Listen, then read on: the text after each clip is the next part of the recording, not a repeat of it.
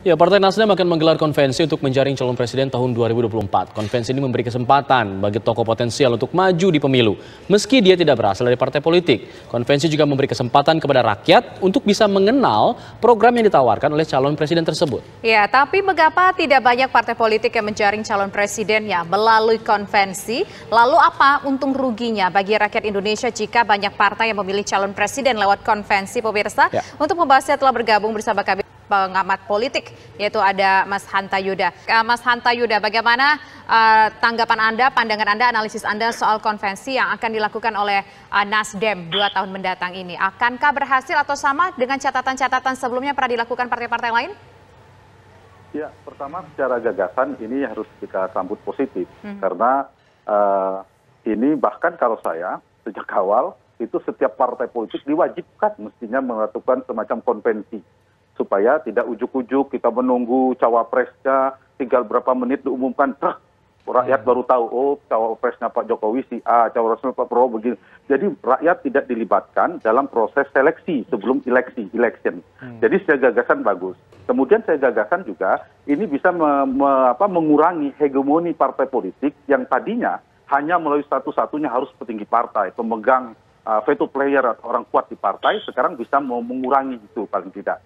Tetapi kalau diterapkan oleh partai politik terlepas Nasdem atau partai lainnya, tentu ini memberikan dampak positif banyak. Bagi pemilih akan mendapatkan alternatif menu prasmanan politik elektoralnya lebih banyak. Tidak hanya misalnya hanya 2 gara-gara dinamika di koalisi. Itu menguntungkan. Bagi partai politik juga menguntungkan yang mengadakan karena akan menggerakkan, menggairahkan infrastruktur partainya. Supaya lebih hangat panggung politiknya, strategis dan sebagainya. Kemudian ini juga menguntungkan bagi capres-capres yang tidak memiliki partai. Dia punya kapabilitas, dia punya kompetensi dan rekam jejak yang bagus, tapi tidak punya partai, itu bisa ikut di dalam jalur alternatif ini. Dan itu positif saya kira dalam konteks ini. Cuma tadi seperti diskusi kita, harus diantisipasi belajar dari Partai Golkar dan Partai Demokrat. Satu, Golkar itu kan sumber penentuannya itu pemilik suaranya seperti pemilik ketua umum. Pemilik suara, pemilik ketua umum, DPD-nya yang menentukan calon presidennya. Jadi nggak nyambung memang, karena presiden kan dipilih oleh rakyat banyak, bukan dipilih oleh pengurus partai. Itu catatannya, sehingga harus dihindari oleh Nasdem atau partai apapun jika ingin melakukan itu. Nah betul tadi Bang Andi Marangga mengingatkan soal primary election yang tradisi di sistem presidensialnya Amerika, itu ada semacam itu dan pemilihnya adalah anggota partai politik. Itu sulit diterapkan di Indonesia. Nah kalau itu mau diadopsi misalnya, itu kan mirip sensus pemilih langsung. Survei, tapi survei yang akurat dan kredibel tentunya dilakukan secara terbuka oleh partai itu untuk merekam suara publik. Sehingga yang harus ditangkap adalah suara publik. Yang kedua adalah kelemahan dari Demokrat. Memastikan agar ambang batas atau presidensial threshold-nya itu misalnya 15 atau tetap 20%, itu dipastikan dulu oleh Nasdem dalam koalisinya. Alangkah baiknya konvensi itu dilakukan oleh koalisi partai.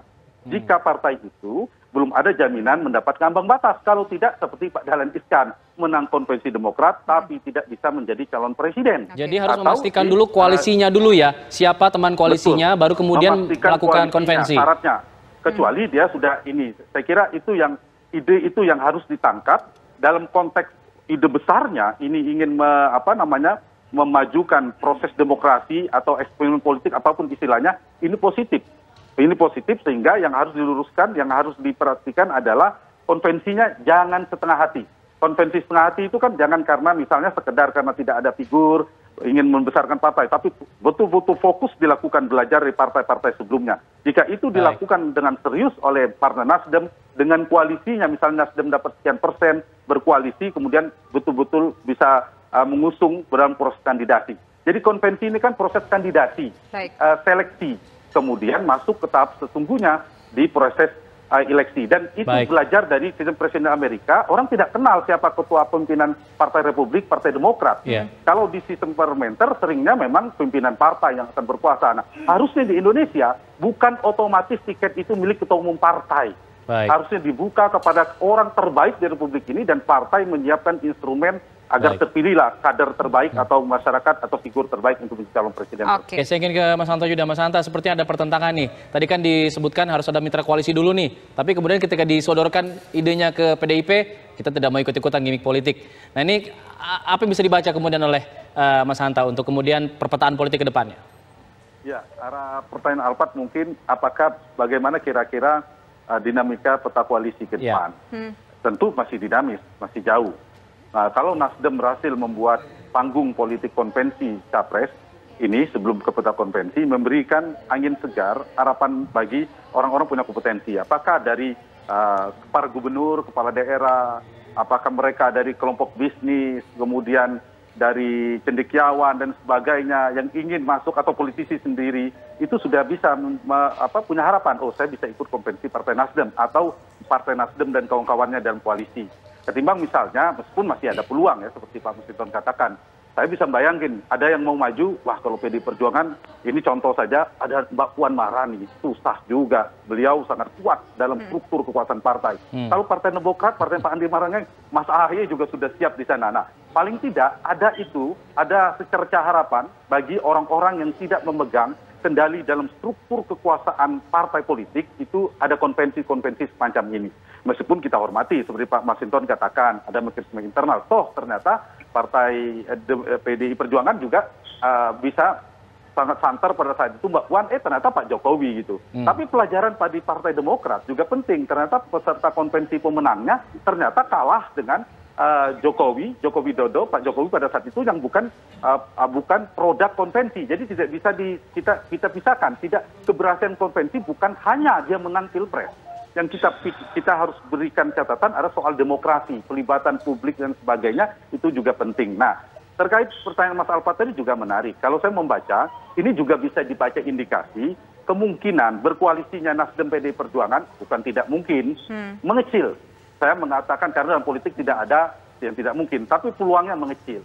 Lalu kalau misalnya Bu Irma, Partai Nasdem, kemana kemungkinannya? Dulu saya pernah di TV One juga mengatakan, saya bilang partai duluan koalisi, yaitu Gerindra, Demokrat, dan PAN. Saya memprediksi, saya katakan pada saat itu dibilang lucu barangkali. Baru 1 hari setelah quick count, saya bilang partai Gerindra peluang terbesar gabung ke pemerintahan.